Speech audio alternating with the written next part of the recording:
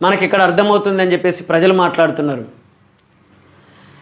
మరి తెలంగాణ రాష్ట్రం వస్తే ఏమనుకున్నాం, ఏం జరుగుతుంది అనుకున్నాం?